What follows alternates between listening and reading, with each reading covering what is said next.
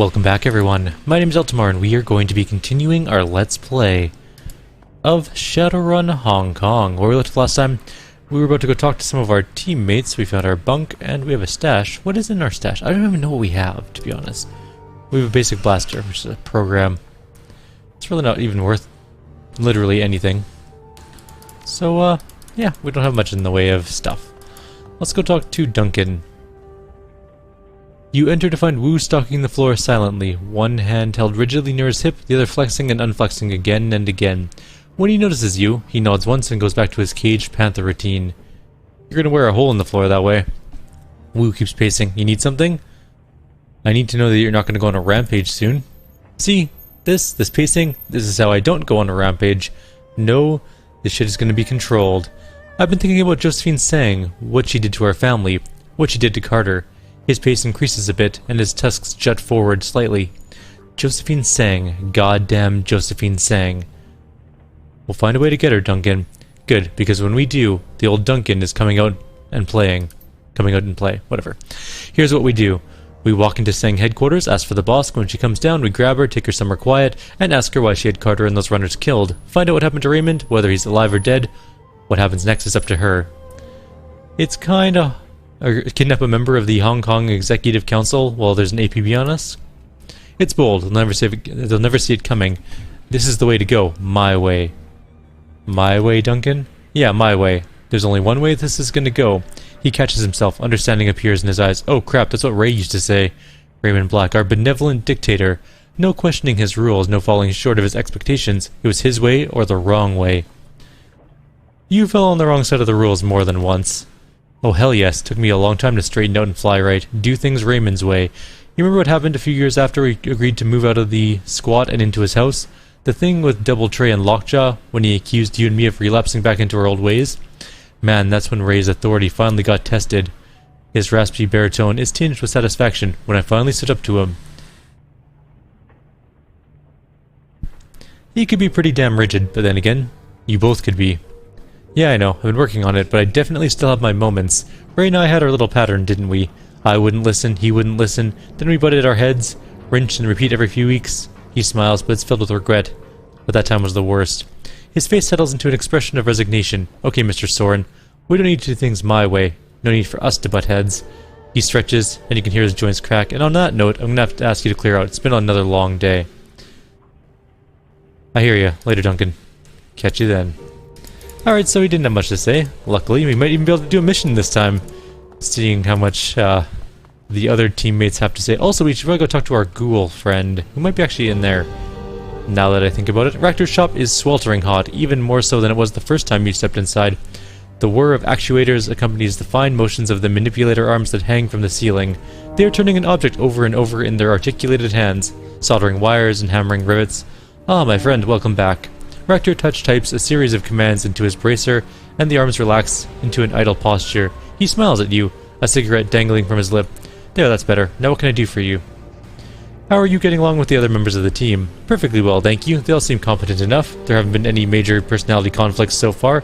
He rubs his chin thoughtfully. As long as they continue performing to an acceptable standard, I can see no reason not to continue our arrangement. It's good to run with a team again. If anything changes, let me know. It's important that the team's morale stays high. He raises a finger. You don't manage morale, my friend, you manage the team. So long as we continue to succeed, morale will take care of itself. You're still something of a mystery to the group, Ractor. Mind if I ask you a few questions? No, I don't mind. Not at all. He takes a drag on his cigarette, then slowly releases the smoke. Can't promise that my answers will satisfy your curiosity, of course, but you may certainly ask. What was it like growing up in the Russian Republic? Tumultuous, as you might expect. You probably aren't old enough to remember the Euro Wars, but I am. Tell me about them. My country was the instigator in the first Euro War back in '30. I remember the rhetoric, the hardships of living under a wartime economy, the rampant xenophobia that it took hold. I remember how we all cheered when our forces invaded Poland. 3 months. That was all it took for our military to crush what meager resistance the Poles could bring to bear. It was quite the source of national pride at home. I remember our drive into Germany, and that desperate bid to reclaim the eastern portion of that country for ourselves. Just think about the symbolic significance of such an act, an audacious move to be sure, but Secretary Krupunin was determined to make history. Yeah, in the same way that Stalin was. I believe Kropotkin was more concerned with the opinions of his own people than he was with his place in the history books, and in truth I cannot fault him for this. For the 4 months that the war lasted, he did bring the country together, but alas, the Night Wraith incident put an end to our march and sent our forces into full retreat. Night Wraith? British-made fighter bombers with stealth capabilities, very state-of-the-art and very powerful. At least that's what they were purported to have been. Nobody has ever come forward to accept responsibility for the attack. Regardless of who was behind it, the result was the same. Wave after wave upon wave of bombings that targeted our forces and the Germans alike, coupled with the assassinations of a dozen military leaders. A devastating synchronized operation expertly carried out in the course of a single night. At home, viral attacks shut down our power grids. Hundreds of thousands of Russian homes found themselves without heat or electricity in the dead of winter.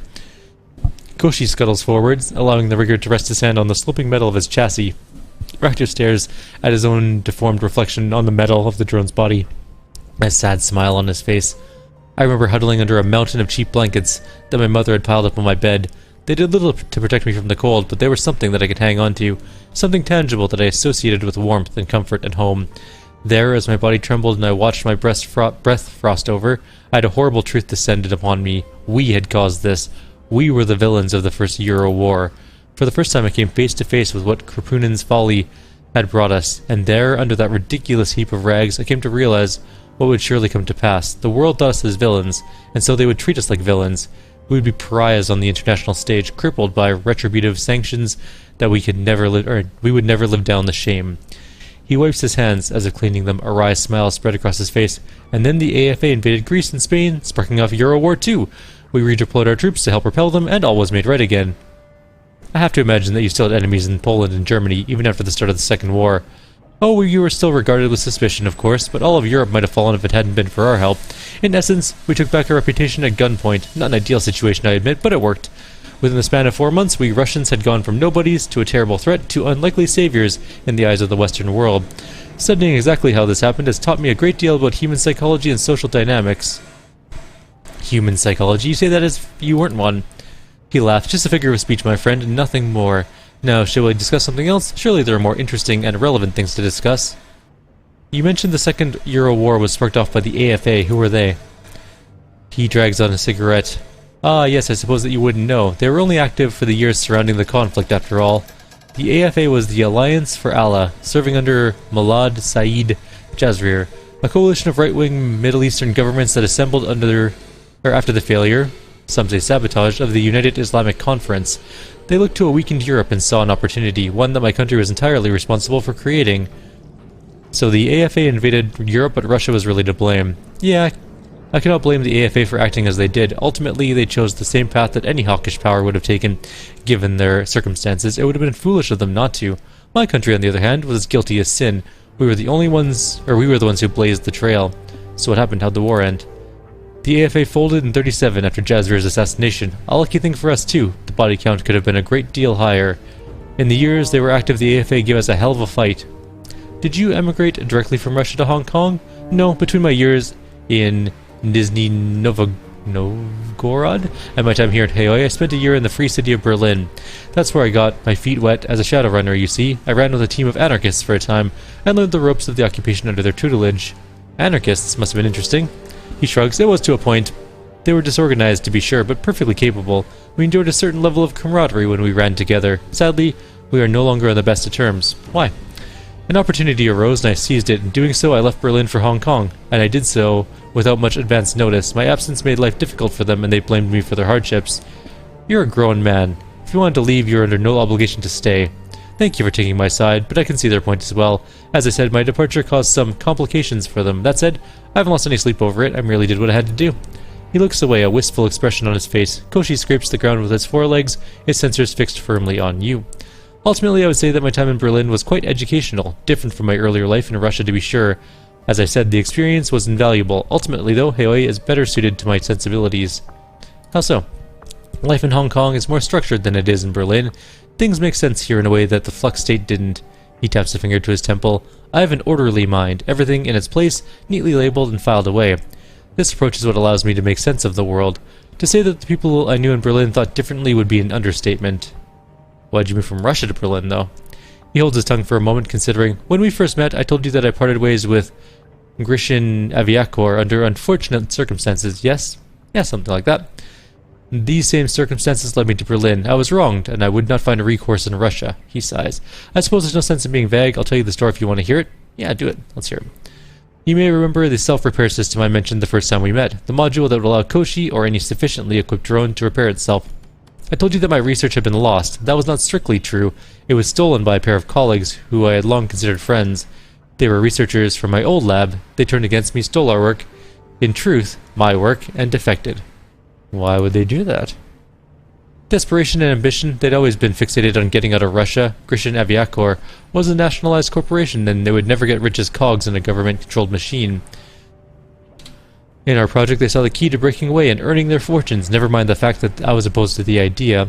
Where'd they go? The two had long spoken about moving to Berlin. Such was true of many great academics in Russia. My homeland is a bureaucratic dictatorship, you see. There is little personal freedom, and there are many rules to be followed. As you might imagine, the stable anarchy of the flux state can be a alluring concept to those who live under totalitarian rule. Berlin is much romanticized back home.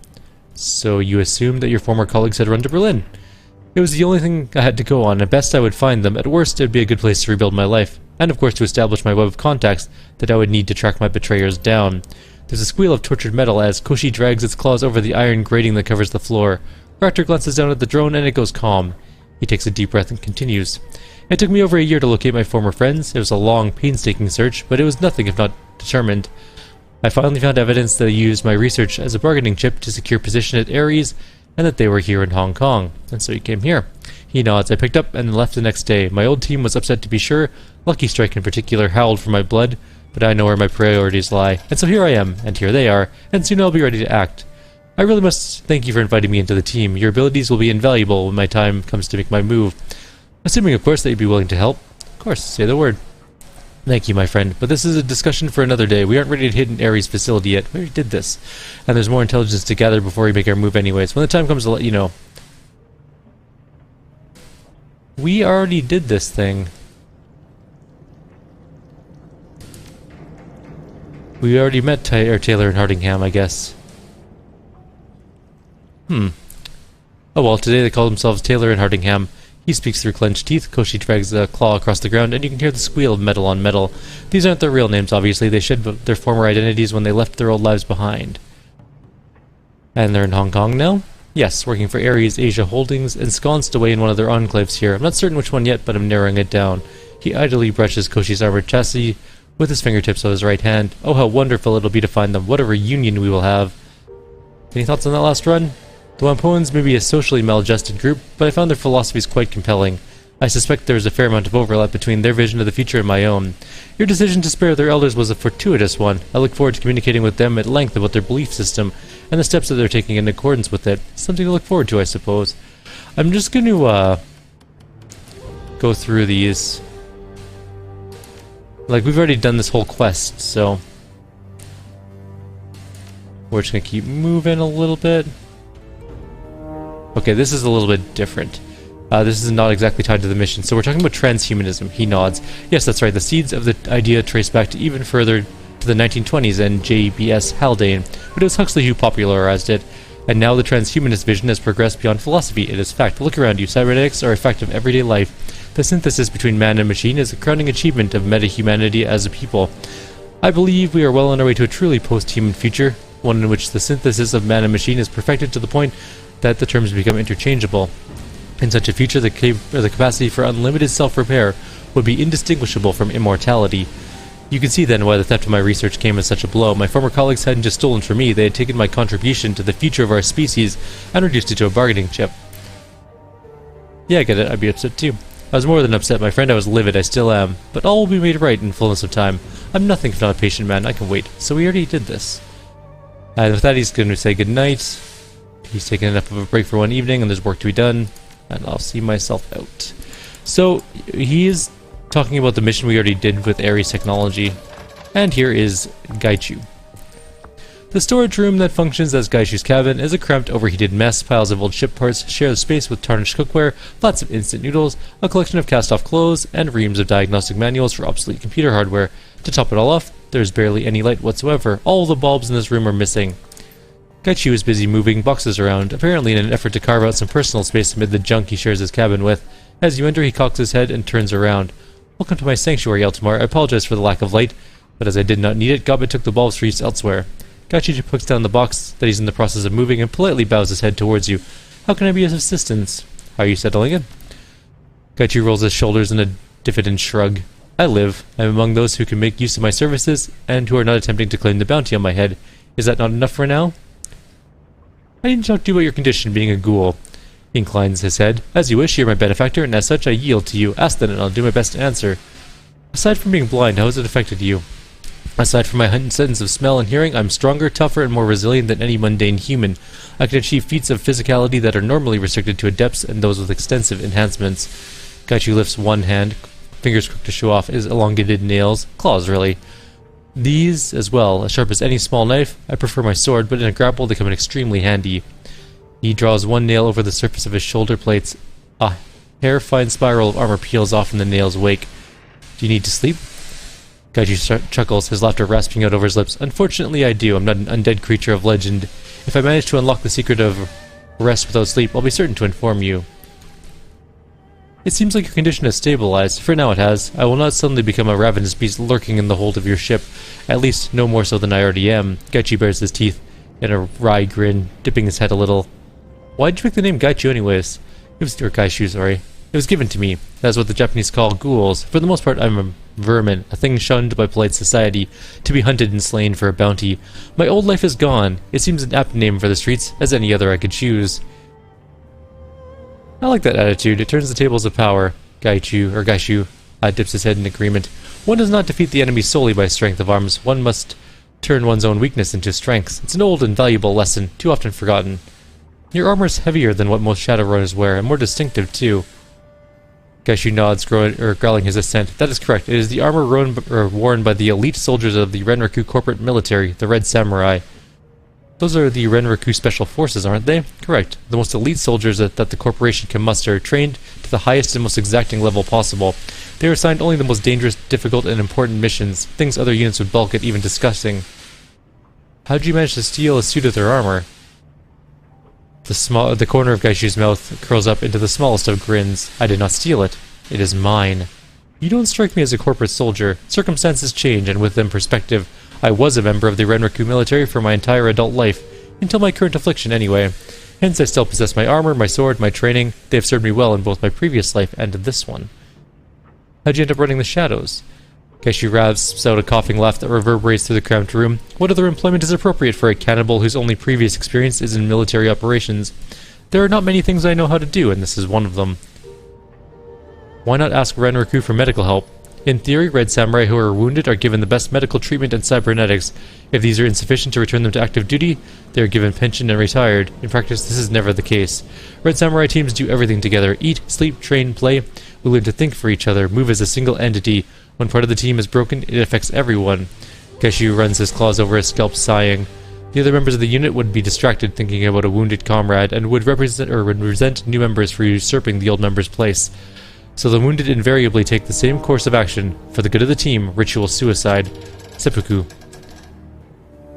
An interesting way to ensure unit cohesion. Perhaps in the UCAS or other Western countries it would not be necessary, but for us the laws of etiquette are different. Some would call it extreme, but it's always done willingly, or almost always I should say. In my case, I became infected while on a sabotage mission against Shiwasi in Osaka. The unit was exfiltrating on foot from Naniwa Ward through the Iron-Chiku slums.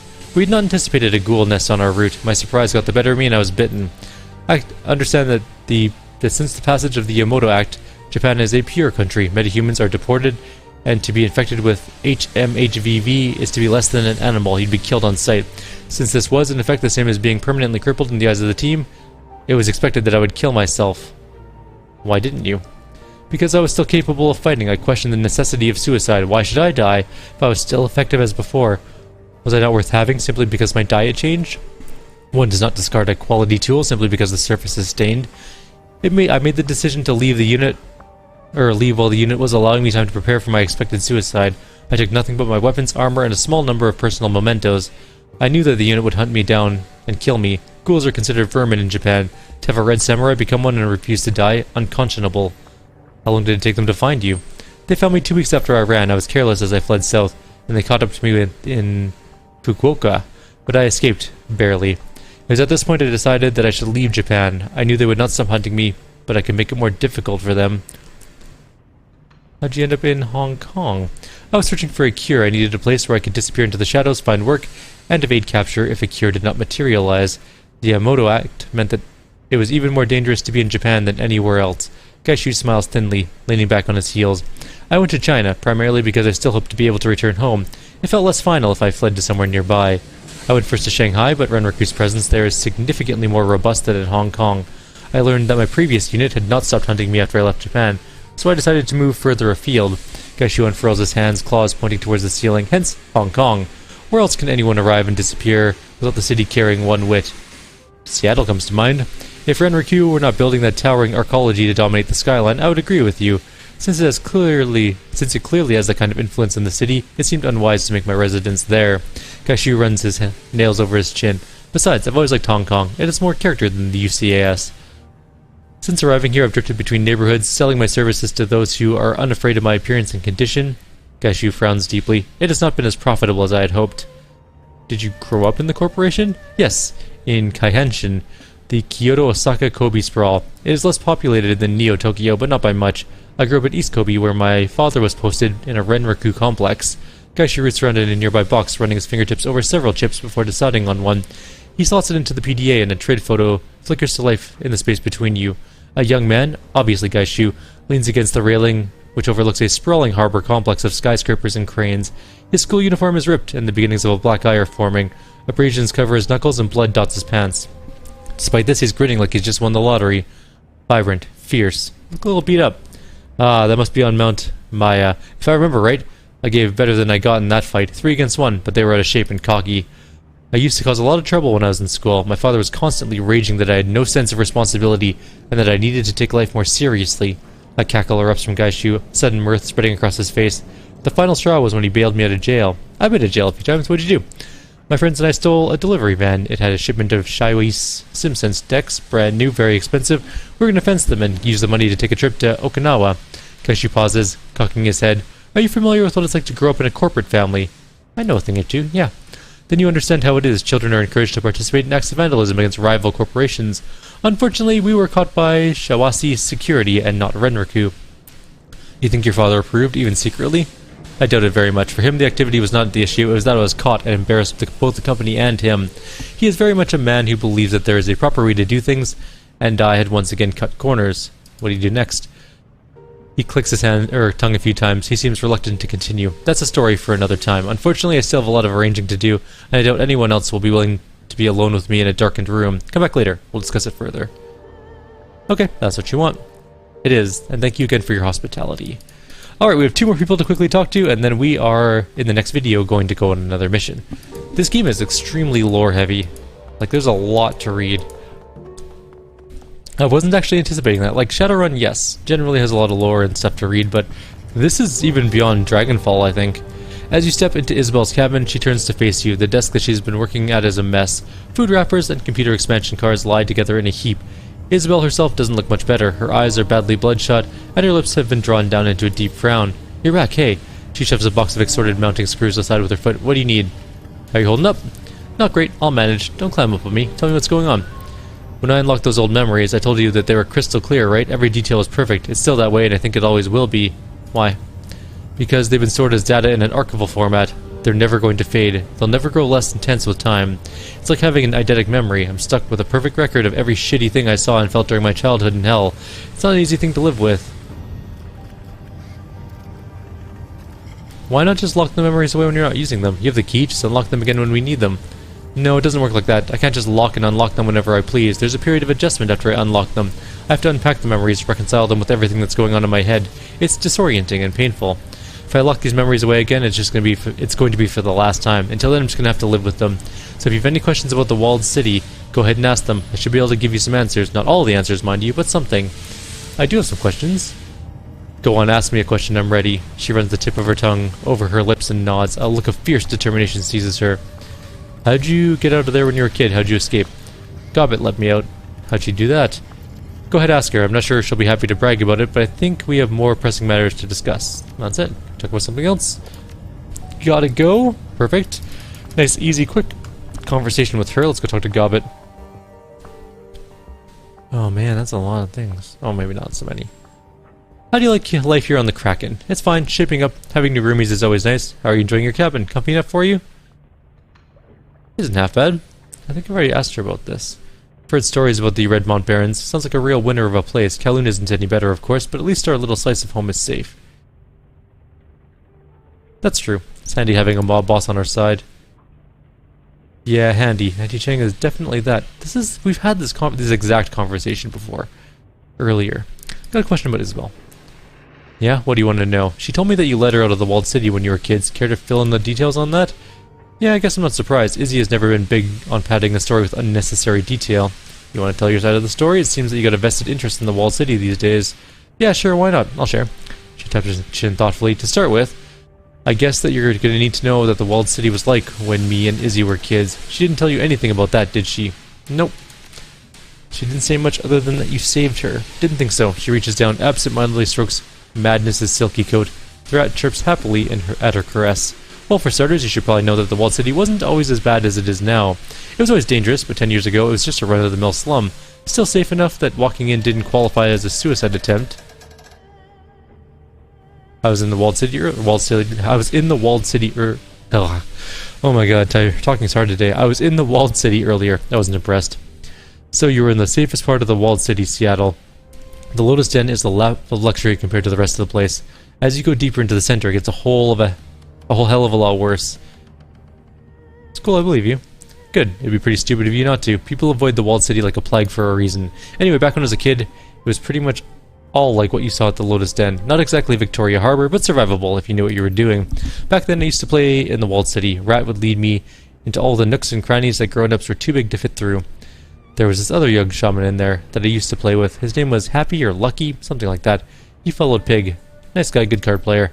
Obviously none of this was a good idea. A teenage girl going into the walled city by herself, that's a recipe for disaster. I didn't realize any of this at the time, though. I loved playing in the alleys and crawl spaces of the walled city. It was fun. Is that how you met Isabel? By exploring the walled city as a kid? Yeah. Inside the wall, there's these districts. You were in one earlier when Cheng sent you after Strangler Bao, the Lotus Den. I remember. Well, Isabel and her family lived in the Mansion District. It's sort of a holding pen for refugees from the Middle East and Africa.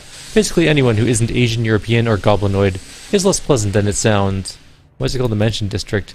The locals named it after Chungkin mansions out of Simsa Sui. Kind of an inside joke. The mansions are the official African quarter of Hong Kong. Most of the free enterprise zones, African immigrants settle there if they can afford it. The destitute refugees like Iz and her family don't get to go to Chungking mansions. They get herded into the walled city, and once they're inside, the Mansion District is where they wind up. Forced relocation, huh? I guess some things never go out of style. No, they don't. And once the refugees arrive in the Mansion District, their prospects don't exactly improve. The only thing that most of the people in the mansion had in common were the color of their skin, and the fact that they were living in crushing poverty. They didn't even have a common language to speak. It was a pretty rough place, lots of infighting, lots of gang-on-gang violence. People did band together for protection, but there wasn't a lot of hope. Everyone lived in fear of being sent deeper into the slum towards the center. When you start getting dragged in that direction, you don't come back. Sounds like a charming place. Yeah, charming. That's where I met Isabel. It wasn't long before we were friends. She was interesting. I think that's why I let her latch on to me. Girl was smart and savvy, but cripplingly shy. She didn't belong in the walled city. No one really does, but with her it was painfully obvious. She was like a little mouse crammed in a box full of weasels. It was only a matter of time before somebody snapped her up. So what happened? What led you to take her out of the walled city? Rat happened. She came to me in a dream, showed me that whatever was going bad in the walled city was getting worse. The whole place was rotting from the inside out, choking in bad key and lost hope. I decided to go in one last time. I found Isabel. I'd offered to lead her out. If I didn't, well, she grimaces and spreads her arms.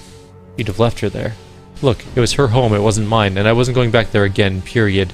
I decided to go in just that once and against my better judgment to see if I could maybe take Isabel out of there. But that was going to be it. I wasn't going to die to save her. I guess that's fair. You're damn right it is more than fair. I risked my life to get her out. Anyway, I did bump into her, and she did follow me, and Rat got us both out safe. She offers you a weak smile. So there, happy endings all around. What about the other people who stayed behind, that other shaman you knew? They went bad, crazy. That pig shaman that I knew wound up going full-on toxic. It was horrifying. He burned himself out in an orgy of blood. Nasty business, and not for me. Toxic, what's that mean? When a shaman goes toxic, he goes bad. It's like if you invert the usual meaning of a totem, that's what a toxic shaman does. Dog shamans are loyal and friendly, like all good dogs are. A toxic dog shaman is rabid. They're both dog, but they're different aspects of dog. Get it? Yeah, and your pig shaman friend went toxic. That's what I heard. You don't want to know what happened to him, what he became. It was pretty bad at the end. Before the locals overwhelmed him, a lot of people died. What about Isabel's family? She said that they were still in the walled city. Why didn't you bring them with you? You think I didn't want to? She sweeps a loose strand of hair out of her eyes. Look, it was going to be dangerous enough to get Isabel out on her own. Dragging a whole family out with her would have been impossible. Why? Because they weren't like me and Iz. They hadn't grown up on the streets. They were upper-class people back in Somalia before they emigrated to Hong Kong. They were hopelessly out of their element. Even if I managed to find them, they probably would have done something stupid and gotten us killed. Well, you made the right choice. Damn right I did. Even if I managed to convince them to come with us, they would have gotten caught. The Yellow Lotus would have kidnapped them, if they were lucky. If they were unlucky, the thrill gangs or organ leggers might have gotten them. It wasn't worth the risk to even try. Besides which, Isabel didn't want to bring her family. She wanted to get away from them as much as she did the walled city. Never could get her to tell me why. That's all. Anything else? Sure, ask away. I'm all ears. And that's it. Thanks, Gobbet. No problem. Sweet dreams. Actually, one more thing. Did any of the stuff in that story actually happen, or did you just make it up for my benefit? Seattle, I'm hurt. It all went down exactly like I said it did. Well, except for a couple embellishments here and there, but they make a better story. Artistic license and all that. She leans back and stifles a yawn. Madness and folly dart up her left shoulder and lock their beady eyes on you. Hate to break it to you, kiddo, but I'm beat. It's been a long day. Lesson's over for now. We'll pick it up next time. Alright. See you later. Now we are finally ready to go do another mission. We have spent literally an hour reading all the lore that we had accumulated between a couple missions, so whew, time to do another mission, I guess. We'll probably go do the docks mission, actually. That seems like the one we should probably get done. There was a timeline on that one, I think, for the boat. I don't know exactly where this person is, but I'll look around for them, figure out where they are, and we will go there in the next video. It's that guy right there. For now, though, I'm leaving you guys here. Like always, if you have any suggestions or comments, please leave them below. Otherwise, I'll see you all next time. Take care.